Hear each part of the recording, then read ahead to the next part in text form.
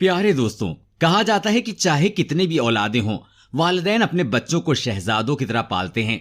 लेकिन सारे बच्चे मिलकर भी अपने वालिदैन को नहीं पाल पाते, बल्कि बुढ़ापे में उन पर जुल्म करते हैं। आज हम आपको एक बाप और बंदर का वाकया सुनाने वाले हैं। आप इस वीडियो को लाइक करें या ना करें, ये आपकी मर्जी है, लेकिन इस वीडियो को आखिर तक जरूर देखें। पुराने जमाने की बात है। एक इंसान जो 2 बेटों का बाप था, उसने अपने बेटों के लिए बेशुमार कुर्बानी दी और माँ बाप तो कभी जताते ही नहीं हैं कि वो अपने बच्चों के लिए क्या कुछ कर जाते हैं। वो आदमी बेहद गरीब था, लेकिन अपने बच्चों को किसी चीज की कमी महसूस नहीं होने दी। यहां तक कि मां की कमी भी महसूस नहीं होने दी, क्योंकि इसकी बीवी बहुत पहले गुजर चुकी थी। बेटे बहुत छोटे थे जब मां का इंतकाल हो गया था। वो इंसान बहुत रहमदिल था। एक दिन मेहनत मजदूरी करने के लिए जा रहा था कि रास्ते में उसे जख्मी हालत में बंदर का छोटा सा बच्चा नजर आया और वो तकरीबन मरने ही वाला था। उसने जल्दी से उसको उठाया और डॉक्टर के पास लेकर गया, उसकी मरहम पट्टी करवाई और घर लेकर आ गया। अब 2 बेटों के साथ साथ बंदर का वो छोटा सा बच्चा भी उनके घर का एक हिस्सा बन गया। बंदर बड़ा होता गया और यहां वो इंसान बूढ़ा होता चला गया। अपने बच्चों की जिम्मेदारी उठा उठाकर कमर झुक गई थी, लेकिन कभी कोई शिकवा जबान पर नहीं लाया। वो बेटे ऐसे गद्दार, ऐसे बेवफा थे कि उन्हें अपने बाप का कोई एहसास नहीं था। बचपन से ही उनको सिर्फ फरमाइश करने की आदत थी, जबकि बंदर का वो बच्चा था, उसको अपने मालिक से बहुत लगाव था।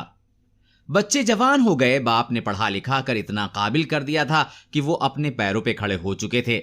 अब उनकी शादियां भी हो गई थीं। अब शादी हुई तो उनको घर छोटा लगने लगा। बंदर जो बड़ा हो चुका था, वो देखता था कि मेरे मालिक के साथ उसके बेटे कैसा सुलूक करते हैं, और वो बेजुबान अपने दिल में बहुत गम महसूस करता था।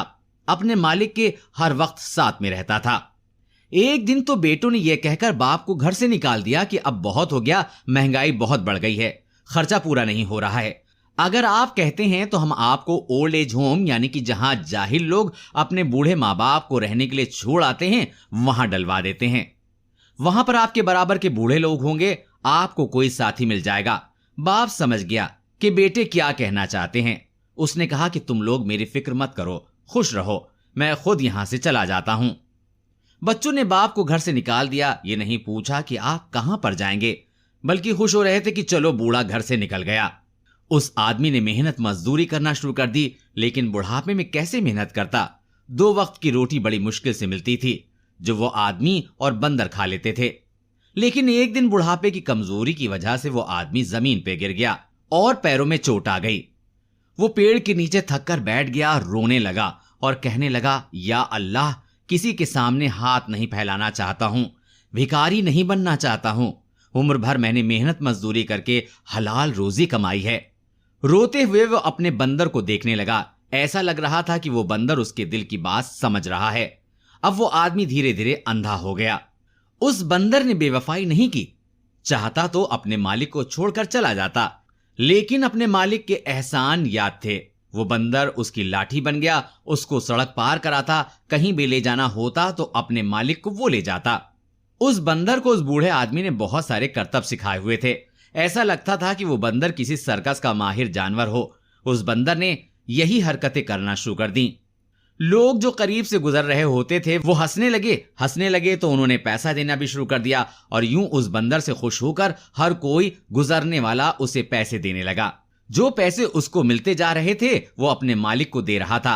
अब इस तरीके से होता यह था कि वो 2 वक्त की रोटी आसानी से खा लेते थे, रहने का ठिकाना भी मिल गया था।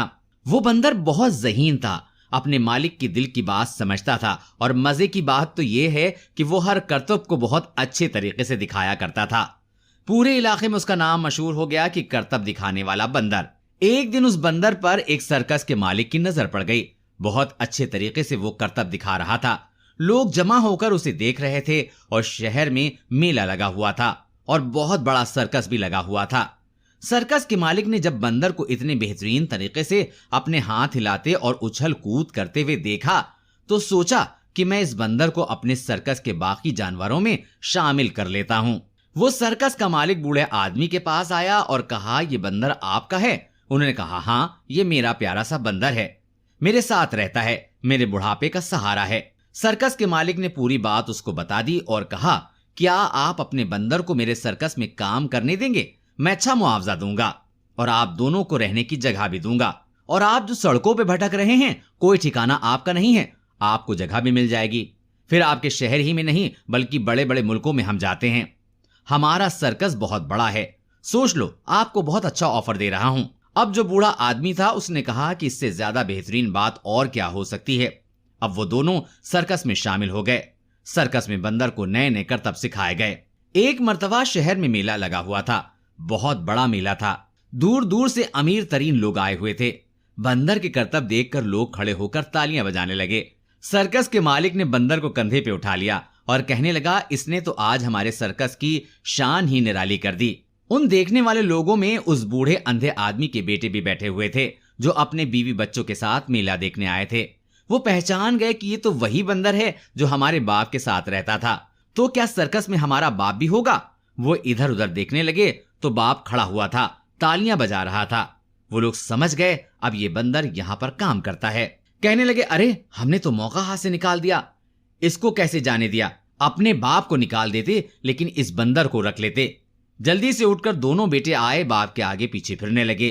अरे अब्बा जान, आप यहां क्या कर रहे हैं? अब्बा जान तो चुप थे, उनको नजर तो वैसे कुछ नहीं आ रहा था और कहने लगे कि लगता है कि आपकी आंखें भी चली गई हैं। वो बेटे सर्कस के मालिक के पास आए और कहा कि ये हमारा बंदर है, आपको नहीं पता है, बहुत अच्छा है, बहुत ज़हीन है। सर्कस का मालिक तो जानता ही था कि उसने गुस्से से कहा, तुम जैसे गद्दार और नाफरमान बेटे जिन्होंने अपने बूढ़े बाप को घर से धक्का मार कर निकाल दिया, तुम गद्दार हो। ये बंदर ही उनका असल बेटा है। ये बंदर तुम्हारा नहीं है बल्कि वो जो खड़े हुए हैं तुम्हारे बाप, उनका है। और ये भी सुन लो, हम इस बंदर को तुम्हारे हवाले हरगिज नहीं करेंगे। हम यहां से बाहर मुल्क में जाने वाले हैं, ये अब हमारे साथ ही रहेगा। तुम लोग यहां से दफा हो जाओ। तुमने अपने बाप के साथ जो किया है वही तुम्हारे बच्चे अब तुम्हारे साथ करेंगे। वो बेटे अफसोस करते रहे और इस तरह से वो बूढ़ा आदमी अपने बंदर के साथ रहने लगा।